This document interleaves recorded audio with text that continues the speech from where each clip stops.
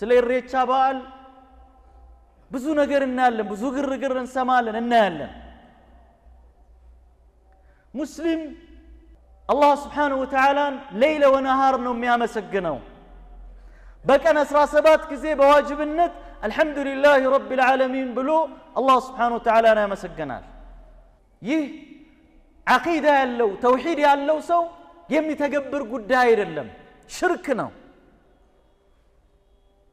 ሽርክ ደግሞ ከባድ ወንጀል ነው።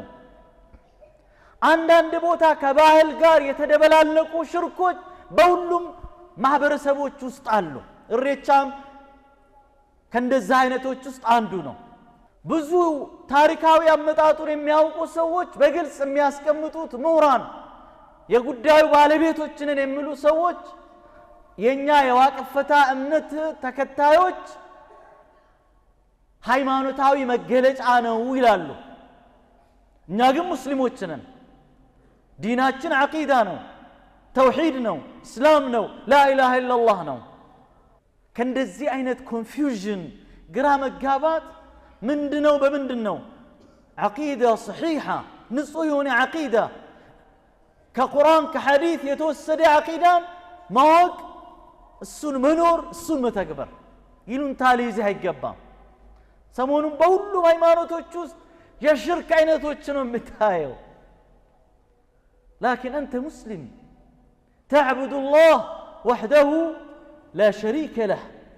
ምታፈቅረው ሙእምን ሙስሊም አላህን ነው። ሌላው አካል ግን የሚያፈቅረው ከአላህ ውጭ የሚያመልከውን ነው። ወሚን الناس من يتخذ من دون الله اندادا يحبونهم كحب الله والذين آمنوا أشد حبا لله. ومن الله سبحانه وتعالى أنهم يودوا النزارق مم يملكواتشون يودواتشال.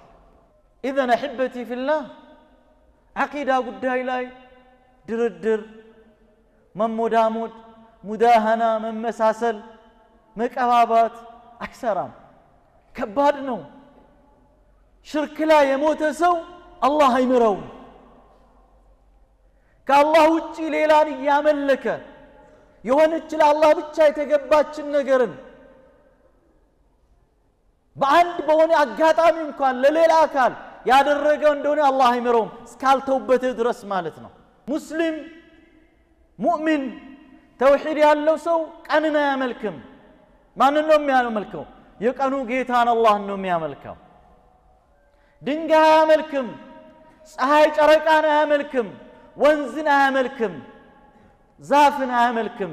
አንድ አላህ ስብሓነሁ ወተዓላ ብቻ ነው የሚያመልከው። አንዳንድ ሙስሊም ዓቂዳውን በትክክል ካለመገንዘቡ የተነሳ ሲደበላለቀበት እናያለን።